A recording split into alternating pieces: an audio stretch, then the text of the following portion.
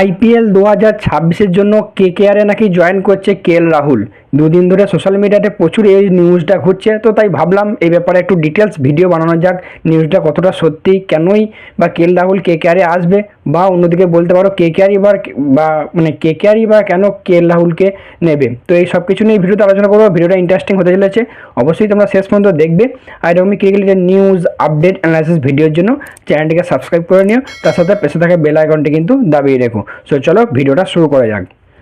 তো প্রথমেই বলে রাখি এই নিউজটা কতটা সত্যি কতটা মিথ্যা। তো কালকে আমার কাছে নিউজটা ছিল বা আপডেটটা ছিল, সেরকম ফাইনাল কোনো আপডেট ছিল না, কনফার্ম আপডেট ছিল না, বাট আজকে বেশ কিছু সোর্স থেকে জানা যাচ্ছে যে কেকেআর টিম নাকি ইন্টারেস্ট দেখিয়েছে রাহুলকে আইপিএল 2026-এর জন্য তাদের টিমে আনার জন্য। এবার কেন আনবে, প্রথম প্রশ্ন হচ্ছে এটাই। দেখো, প্রথম কথা, কেকেআর তাদের যে হেড কোচ চন্দ্রকান্ত পণ্ডিত তাকে ছেড়ে দিয়েছে, এছাড়াও আরও বেশ কয়েকজন কোচিং স্টাফকে তারা কিন্তু চেঞ্জ করেছে।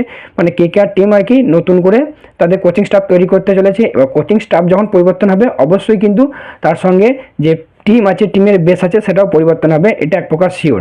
তো আইপিএল 2025 কিন্তু কেকেআরের জন্য একদমই ভালো যায়নি, সেটা সবাই জানো। প্লাস তোমার যে অজিঙ্কা রাহানের ক্যাপ্টেন্সি, সেটাও একটা খুব একটা আহামরি কিছু ছিল না। তো কেকেআরে আরেকটা রাহুলের আসার সম্ভাবনা একটা বড় কারণ, বা এটা সত্যি হতে পারে একটা কারণে, সেটা হলো অভিষেক নায়ার। কেকেআর কিন্তু তাদের অ্যাসিস্ট্যান্ট কোচ অভিষেক নায়ারকে ছেড়ে দেয়নি। অভিষেক নায়ার এখনও পর্যন্ত কেকেআরে অ্যাসিস্ট্যান্ট কোচ হিসেবে আছে। পরবর্তীকালে তার পদের চেঞ্জ হতে পারে, তবে সে কিন্তু দল ছাড়বে না।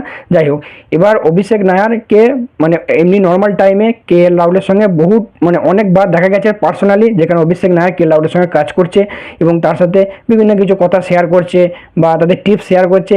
মানে এমনকি আইপিএলের পর, যখন তোমার আইপিএলের পর না, খুব সম্ভবত ইংল্যান্ডের বোধহয় কোনো একটা সিরিজের আগেই, বা ইংল্যান্ড সিরিজ বা চ্যাম্পিয়ন্স ট্রফি কোনো একটা সিরিজ আগে রাহুল কিন্তু অভিষেক নায়ারের সঙ্গে দিল্লিতে বেশ কিছুদিন ছিল এবং তার সাথে ট্রেনিং করেছে, প্র্যাকটিস করেছে, এবং বেশ কিছু তার যে মানে কি বলবো টেকনিকে সে কিন্তু পরিবর্তন করেছে অভিষেক নায়ারের সঙ্গে কাজ করে। তো এরকমটাই শোনা যাচ্ছে যে অভিষেক নায়ারের থ্রুতেই আর কি কেকেআর রাহুলকে তোমার ইনভাইট পাঠিয়েছে বা প্রস্তাব দিয়েছে তাকে টিমে নেওয়া আসার জন্য বা কেকেআরে জয়েন করার জন্য। এবার কেকেআর কেন তাকে চাইবে, তার তিনটে পয়েন্ট আছে। প্রথম পয়েন্ট, উইকেট কিপার ব্যাটসম্যান। তো কেকেআরের আইপিএল 2025-এর জন্য কিন্তু উইকেট কিপার ব্যাটসম্যানের একটা বিরাট সমস্যা চলেছে। সেখানে তোমরা বিদেশি উইকেট কিপার ছিল প্রথমত তোমার রহমতুল্লাহ গুরবাজ, ডিকক, যারা কিন্তু একদমই তোমার কি বলবো মানে যে খুব একটা ভালো পারফরমেন্স কিন্তু তারা করতে পারেনি। মানে যাকে বলে আশাজনক পারফরমেন্স কিন্তু তারা দিতে পারেনি। তো যদি রাহুল আসে, রাহুল একজন উইকেট কিপার, এর সেই সমস্যাটা কিন্তু পূরণ করবে এবং কেকেআর চাইলে তাদেরকে ছেড়ে দিতে পারে। 2 নম্বর হচ্ছে তাদের ক্যাপ্টেন্সির অভাব বা নতুন ক্যাপ্টেন। তো কেকেআর তাদেরকে মানে যদি রাহুলকে দলে নেয়, অবশ্যই তাকে ক্যাপ্টেন্সি অফার দেবে, এবং অফার দিলে তোমার কেন অফার দেবে, কারণ অজিঙ্কা রাহানে আইপিএল 2025-এ ক্যাপ্টেন্সি করেছে কিন্তু ততটা ইমপ্রেসিভ হয়নি। এমনকি বহু ফ্যানও এই ব্যাপারে কেকেআর ম্যানেজমেন্টকে প্রশ্ন করেছে, পুরো সোশ্যাল মিডিয়া ভরে তুলেছে আইপিএল 2025 অনুযায়ী যে অজিঙ্কা রাহানে ক্যাপ্টেন্সি ভালো হয়নি। আর এটা সত্যি কথা, ক্যাপ্টেন্সি ভালো হয়নি। তো রাহুল যদি হবে, রাহুল একজন captain materials plus wicket keeper, সেই জন্য তাদের ক্যাপ্টেন্সির যে সমস্যাটা, সেটাও কিছুটা না বলবো, মানে কিছুটা বলবো না, অনেকটাই সলভ হবে। প্লাস 3 নম্বর যে পয়েন্ট হচ্ছে ভারতীয় উইকেট কিপার ব্যাটসম্যান। তো রাহুল একজন ভারতীয় উইকেট কিপার ব্যাটসম্যান, যে জায়গায় উইকেট কিপারের ব্যাটসম্যানটা তোমার যে বিদেশি প্লেয়াররা মানে দখল করেছিল। এবার রাহুল যদি কেকেআর টিমে আসে, তাহলে ভারতীয় উইকেট কিপার ব্যাটসম্যান পেয়ে যাবে, তার ফলে বিদেশে একটা ভালো স্লট কিন্তু ফাঁকা হয়ে যাবে। কেকেআর চাইলে সেখানে তোমার মিডিল অর্ডারে কোনো প্লেয়ারকে নিতে পারে, বা অলরাউন্ডার বা ভালো বোলারে দেখে কিন্তু সেই স্লটটাকে পূর্ণ করতে পারে।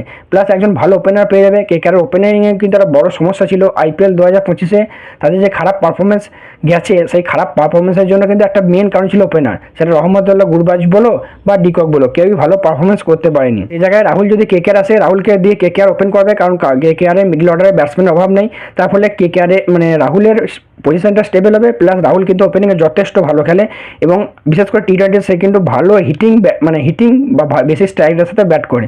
তো সেক্ষেত্রে রাহুলেরও সুবিধা হবে, প্লাস কেকেআরেরও কিন্তু বিরাট বড় ফায়দা হবে। একজন ভালো opener, stable opener, plus captain, plus wicket keeper, সব কিছু সে একসঙ্গে পেয়ে যাবে। এবার বাকি প্রশ্ন হচ্ছে রাহুল কেন আসবে। রাহুল ওই যে এখনই যেটা বললাম, এক হচ্ছে ব্যাটিং অর্ডার তার, এবার সে দিল্লিতে আছে, দিল্লিতে কিন্তু এবার তার ব্যাটিং অর্ডার ঠিক নেই। কখন ওপেন করেছে, কখন 1 ডাউন খেলেছে, 4 নম্বর পজিশনে খেলেছে, 5 নম্বর পজিশনেও সে কিন্তু খেলেছে। বাট কেকেআর এলে অবশ্যই কেকেআর তাকে অফার করবে ওপেনিং পজিশনের জন্য, এবং সেটাই তার একটা কি স্টেবল পজিশন হবে, যেটা কিন্তু রাহুলের পজিশন স্টেবল নয়। প্লাস সে কিন্তু ক্যাপ্টেন্সিও পাবে।